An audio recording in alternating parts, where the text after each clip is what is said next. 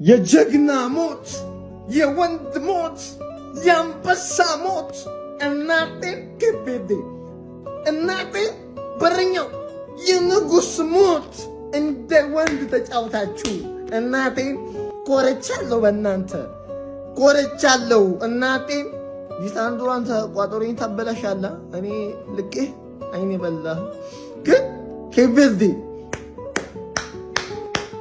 እናቴን እኔ ዋቆሚ ነው ማጨበጨበው ቆሚ ለእናንተ በጣም ትችላላችሁ በጣም በቃ ሞክረህ ነው በቃ እንደውን ተጫውተ የጀግና ሞት ኬቨርዴ አሳዛኝ ተሸናፊ ተጫውተዋል ሞክረዋል ተታግለዋል ያላቸውን ሰጥተዋል ግን በመጨረሻ ግን አርጀንቲና ናት ንጉሱ ደጎት ሜሲ ሌላኛውን ጎል አግብቷል በወርልድ ካፕ ኦል ታይም ያገባቸውን ጎሎች 20 አድርሷል ምን አይነት ተጫዋች ነው ምን አይነት ፍጥረት ነው ሜሲ በዚህ ወርልድ ካፕ ደግሞ ያገባቸውን ጎሎች 7 አድርሷል በ8 የወርልድ ካፕ ጌሞች በተከታታይ 8 ጨዋታ ላይ አግብቷል በተከታታይ እስካሁን ያደረጋቸው ጨዋታዎች ላይ አረ ምን አይነት ፍጥረት ነው ሜሲ ኬቨርዴዎችን የምር አሳዘኑ ተፋልጠዋል በረኛቸው ብቻ 8 ጎል ነው ሴቭ ያደረገው 8 ጎል ትንሽዋ ሀገር የአፍሪካዋ ሀገር ትንሽዋ የደሴት ሀገር አርጀንቲና እንዲህ ማስጨነቅ ራሱ ክብር ይገባቸዋል ዋው ኬቨርዴ ዋው የምር ልባችንን አሸንፈዋል ጨዋታውን ቢሸነፉ እንኳን ልባችንን አሸንፈውታል ዋው ኬቨርዴ በጣም አልቅሶ ሲሄዳየው የደስታ እንባ ነው የሚያለቅሰው በደስታ ነው አልገለጽኩም ወራዳን በክሮሺያና በፖርቹጋል ጨዋታ ልቤ ሊፈነዳ ነበር ምናምን አላችሁ አይደለ ይሄን ጨዋታ አይታችሁታል በኢየሱስ ክርስቶስ ስም እኔ ይኸውላችሁ አርጀንቲና እየደገፍኩኝ ነው ያየሁት ተናድጃለሁኝ አሁን ራሱ የምናገረውን ነገር አላውቅም ግን ዓለም ዋንጫ ላይ ማለት ነው በዚህ ልክ ፐርፎርም የሚያደርግ አንድ ቲም ጥራልኝ በኬፕ ቨርዴ ልክ አንድ ቲም ጥራልኝ ይኸውልህ ኢንክሉዲንግ ፍራንስ አታኪንግ ላይ ጎበዝ ናቸው ሲከላከሉ ጎበዝ ናቸው አይደል እንደ ኬፕ ቨርዴ እንደ ቡድን ማለት ነው እንዴ ምንድነው 40 አመቱ ነው በረኛው አይደል እንዴ ምን አልገባኝ እንዴት ነው እንደዚህ ቁልፍ የሚያደርጉት ኧረ በኢየሱስ ክርስቶስ ደግሞ ማግባት ከፈለጉ ያገባሉ እንዴ በቃ ፈረንሳይ ብቻ እኔ ከምር ከፈረንሳይ ውጪ ጥሩልኝ አልኳችሁ ጥሩልኝ አንድ ቲም እንደዚህ የሚጫወት ቲም ጥሩልኝ አይታወቁም ልጆቹ ግን በቃ እኔ እንጃ እኔ አላውቅም እኔ ምን እንደ ኧረ በስመ አብ እንዴ ሰው እንዴት ነው እንደዚህ የሚጫወተው ለመጫወት ፍላጎት የላቸውም ቁልፍ ያደርጉታል ከዛ አግባባቸው በሆነ ነገር ያገቡባል ኧረ በኢየሱስ ክርስቶስ 39 አመቱ ነው ሜሲ አይደል 39 አመቱ ሆኖ ከነሱ የተሻለ ነው የሚጫወተው እንዴ እኔ የሊቨርፑል ደጋፊዎች እንዴት ነው ከማካሊስተር ጋር ይኖራችሁት በኢየሱስ ክርስቶስ እንዴ ኬርለስ የገባው ሁለተኛው ጎል ልጁ የሚገርም ጎል ነው ያገባው የልጁ ብቃት ምርጥ ነው ግን እንዴት ነው በሊቨርፑል ደረጃ የሚጫወት አንድን ተጫዋች እንደ ቀልድ እኔን እንዲያለፈኝ እኮ ነው እንዴት እንደዚህ ያልፋል አንተ እንዴ በዛ ላይ የአርጀንቲና አሰልጣኝ ካንተ የማይጠበቅ ትልቅ ስህተት ሲከላከሉ ምንም ኦርጋናይዝድ አይደሉም ሲያጠቁ ምንም ዲፖል ቆየ እሺ ቀይራሱት ማካሊስተር ምን ያደርጋል ይሁላ ሰዓት ማካሊስተር እኮ ቆመ በቃ አስጠልቶታል ጨዋታው ሁለተኛው ጎል ሲገባ እኮ መጀመሪያ ቢሆን እንደዛ ያለ አስጠልቶታል ጨዋታው ለምን እንደዛ ታደርጋለህ እንዴ ኧረ በስመ አብ ኧረ እኔ እንደዚህ ተጨንቄ አላውቅም ሜሲ ያንኳስ በስ ቢስት ይሄ ሁላ ታሪክ ይፈጠ እሱ ብቻ ነው የሚያገባው ለእናንተ ማለት ነው አንተ እግዚአብሔር አንተ ኑርሽ ሁሌ ኑር ወይኔ ማርቲኔዝ በቃ ተከላካዮቹ ሮሜሮ ራሱ ደደብ ነበር ዛሬ አገባ ምርጥ ሆነ ከዛ በኋላ ማርቲኔዝ ግን እኔ ምን ወይኔ አንተ በቃ እኔ ቃል የለኝም እግዚአብሔርን ትችላለህ በስመ አብ ኧረ ንፋው በቃ ንፋው ግባለት ወጣ በሉ ወደዚህ ወጣ በሉ ይሄ ነው 120 ደቂቃ ተጫውቶ ይሄ ነው ጉት ማለት ነው 120 ደቂቃ ተጫውቶ ቲሙን ይረዳል እንደዚህ ይሄ ነው ኢምፓክት ግባለት ሜሲ እኔ የምሞተው በዚህ ሰውዬ ነው በቃ በጣም አንድ የገባኝ ነገር ሰውነቴ ሬዚስታንሴን አጣኩ በዚህ በጣም ግቡለት ቴንኪው በጣም ቴንኪው ሊቻ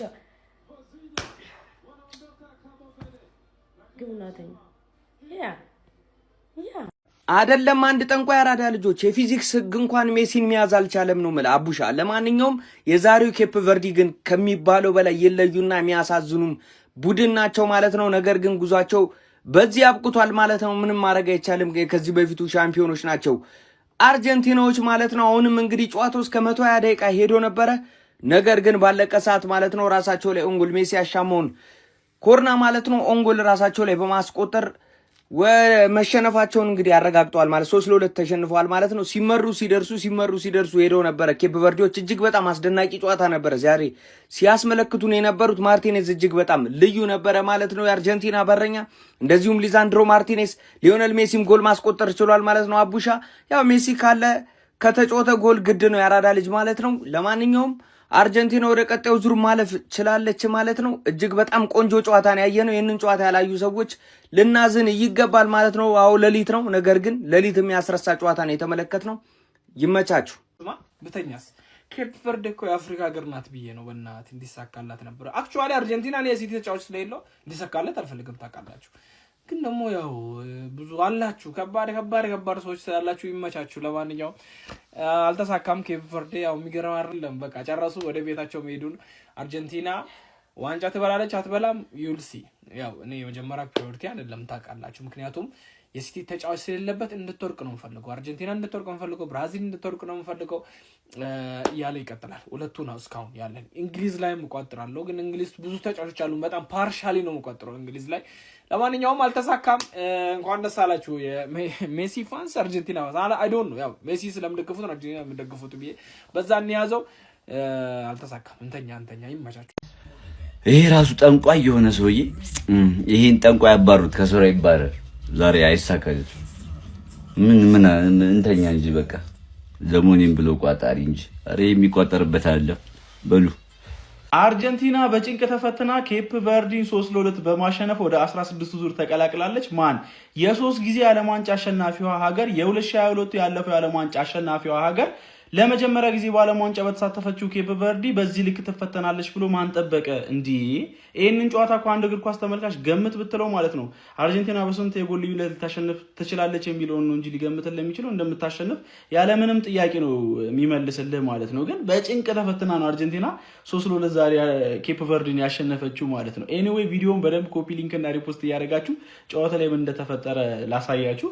እንግዲህ አርጀንቲናዎች 29ኛው ደቂቃ ላይ ከሊሳንድሮ ማርቲኔዝ የመጣን በጣም አስደናቂ ሎንግ ቦል ፓስ በሊዮኔል አንድሬስ ሜሲ አማካኝነት በግሩም አጨራረስ በማስቆጠር 1-0 ቀዳሚ መሆን ችሎ ነበረ። ከዛ በኋላ ኬፕ ቨርዲዎች እንግዲህ 59ኛው ደቂቃ ላይ በዱዋርቴ አማካኝነት ጨዋታውን አቻ ማድረግ ቻሉ። ከዛ የሚገርም መከላከል ነበር ያስመለከቱን። እንደ ቡድን ኳሱን ሲይዙ የነበራችሁ ጥራት በጣም ምርጥ ነበር፣ ተመችተው የነበር ኳሱን ሲይዙ የነበራችሁ ኮንፈርት ማለት ነው። ከዛ ወደ ኤክስትራ ታይም አመራ ጨዋታው። በኤክስትራ ታይም እንግዲህ አርጀንቲኖች በሊሳንድሮ ማርቲኔዝ አማካኝነት 93ኛው ደቂቃ ላይ ጎል አስቆጠሩና 2-1 ቀዳሚ መሆን ቻሉ። ግን በድጋሚ ኬፕ ቨርዲዎች በካብራል አማካኝነት 103ኛው ደቂቃ ላይ የሚገርም ከርል ጎል አስቆጥሮ ካልታሰበ አንግል ጨዋታውን 2-2 ማድረግ ቻሉ ማለት ነው። ከዛ በኋላ ግን በድጋሚ አርጀንቲኖች 111ኛው ደቂቃ ላይ ከሊዮኔል ሜሲ የተሻማችን የማዕዘን ምት ኳስ በሮሜሮ አማካኝነት በማስቆጠር ጨዋታውን 3-2 በማሸነፍ ነው እንግዲህ ኬፕ ቨርዲን በመጣል ወደ 16ቱ መቀላቀላቸውን ማረጋገጥ የቻሉት። ኤኒዌይ ግን በጣም ነበር የተፈተነችው አርጀንቲና። ደጋፊዎቹ እንዴት ውጥረት ውስጥና ጭንቀት ውስጥ እንደነበሩ ለተመለከተ ሰው ማለት ነው ለኬፕ ቨርዲ ቆሞ ያጨበጭባል። የምሬን ነው የምላችሁ። ማለት ኬፕ ቨርዲ እኮ ከስፔን ጋርም ከኡራጓይ ጋርም ያደረገውን የተመለከተ ሰው አንደርስቲሜት አያደርጋትም። ግን አርጀንቲና በጣም ጥሩ ናሽናል ቲም ነበረች በዚህ ዓለም ዋንጫ ማለት ነው። ዛሬ ነው በደንብ የተፈተነችው ብዬ ማስበው እስካሁን ካደረገቻቸው ጨዋታዎች ማለት ነው። ኤኒዌይ እናንተ ስለ ጨዋታ ምን ትላላችሁ? ሀሳባችሁን አጋሩኝ። የፕላስ ምልክቱ መጫንላት። ቢስሚላ ዋው! ጨዋታ ገራሚ ጨዋታ ፋሚሊ። አርጀንቲና ኬፕ ቨርዲን 3-2 በማሸነፍ ወደ 16 ማለፍ ችላለች። ቪዲዮን ኮፒ ሊንክ ፖስት ላይክ በማድረግ ጀምሩት ፋሚሊ። ኬፕ ቨርዲ ግን ክብር ይገባቸዋል። የጀግና አሸናፊ የተሸነፉት ሰዎች ቢልድ አፓቸውን አይታችኋል። ድፍረታቸውን እንዴት በፓስ እያደረጉ እንደሚወጡ እንግዲህ 2022 ላይ የዓለም ዋንጫን ያነሳቸው ብሔራዊ ቡድን ጋር ሜሲን የዓለም ምርጡን ተጫዋች የያዘ ብሔራዊ ቡድን ነው እየገጠሙ ያሉት። ግን ድፍረታቸው በጣም ነው የሚገርመው። ሲያስገቡ ሲያስቆጥሩ በጣም አስደንቀውኛልና ክብር ይገባቸዋል።